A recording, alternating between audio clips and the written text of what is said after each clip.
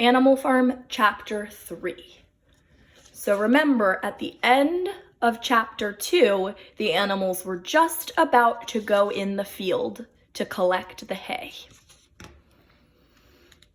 How they toiled and sweated to get the hay in.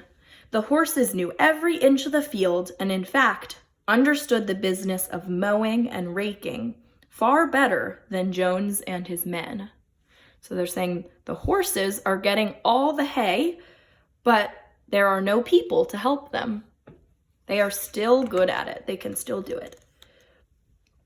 The pigs did not work, but they directed and supervised. Gee up, comrade. With their superior knowledge, it was natural that they should assume the leadership. Okay, so hold on, all the animals are supposed to be equal, but now they say the pigs are special. They do not have to work. And every animal down to the humblest worked at turning the hay and gathering it. Even the chickens and the ducks are collecting all the hay. It was the biggest harvest that the farm had ever seen. Wow, so the animals are actually very good at collecting the hay. The animals were happy, as they had never conceived it possible to be. With the worthless, parasitical human beings gone, there was more for everyone to eat. There was more leisure, too, so more free time. They could do all their work and still have free time. All through that summer, the work of the farm went like clockwork. So the farm was going very well. The animals were doing a good job. They met with many difficulties, but the pigs with their cleverness and Boxer the horse, with his tremendous muscles, always pulled them through. So it was hard work, but they could do it. Boxer was the admiration of everybody. Everybody was impressed by him. There were days when the entire work of the farm seemed to rest on his mighty shoulders. From morning to night, he was pushing and pulling, always at the spot where the work was hardest. He never gave up. On Sundays, there was no work. Breakfast was an hour later than usual, and after breakfast, there was a ceremony which was observed every week without fail. The flag is green to represent the green fields of England, while the hoof and horn represent the republic of the animals, which would arise when the human race had been finally overthrown.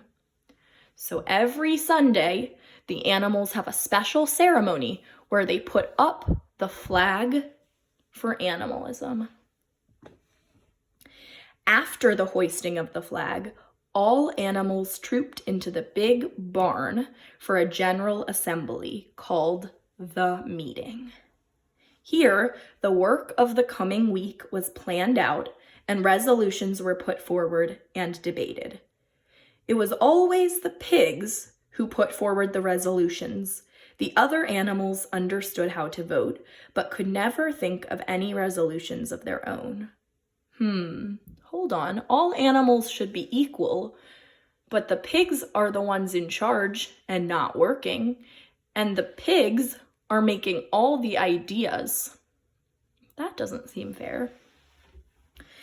The meeting always ended with the singing of Beasts of England, and the afternoon was given up to recreation. So on Sunday, they raise the flag in the morning, they have a meeting in the barn, and then in the afternoon, they have free time. The pigs had set aside the harness room as a headquarters for themselves. So the pigs have a special room just for them. Here in the evenings, they studied blacksmithing, carpentering, and other necessary arts from books brought out of the farmhouse. Snowball busied himself with the organizing of the other animals into animal committees. The Egg Production Committee, the Whiter Wool Movement, the Clean Tails League, and the Wild Comrades Re-Education Committee. On the whole, These projects were a failure. They did not work. The cat is saying, we're all comrades now. The reading and writing classes, however, were a great success. The dog is saying the letters E, F, G, H. By the autumn, almost every animal on the farm was literate in some degree. The sheep is saying A, B, E. It was found that the stupider animals, such as the sheep, hens, and ducks, were unable to learn the 7 commandments by heart. This contained the essential principle of animalism.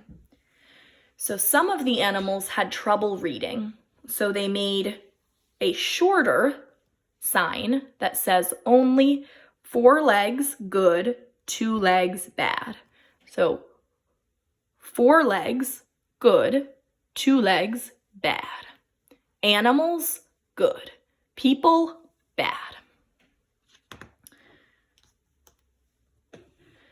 Napoleon, the pig, took no interest in Snowball's committees. He took 9 puppies from their mothers, saying he would make himself responsible for their education. So instead of helping with all the other animals, Napoleon will only help the puppies. Napoleon will teach the puppies. He took them into a loft, which could only be reached by a ladder from the harness room. And remember, the harness room is only for pigs, so no other animals can get to the loft. And there he kept them in such seclusion that the rest of the farm soon forgot their existence. So he took the puppies away, and nobody else could see them. The education of the young is more important than anything that could be done for those who had already grown up. That's what Napoleon thinks. The mystery of where the milk went was soon cleared up. It was mixed every day into the pig's mash. Hold on, so the special milk from the cows, all the animals wanted it, and they say only the pigs can have it. I thought all the animals should be equal. The early apples, now ripened, were to be collected for the use of the pigs. So also the apples are only for the pigs? Our sole object is to preserve our health, said Squealer. We pigs are brain workers. What would happen if we pigs failed in our duty? Jones would come back. So Squealer says the reason we need special food, milk and apples, is because we are using our brains. We are very smart.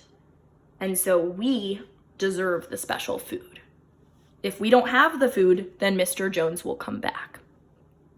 When it was put to them in this light, they had no more to say. The milk and apples should be reserved for the pigs alone. So he convinced all the animals that the pigs get special food. The end.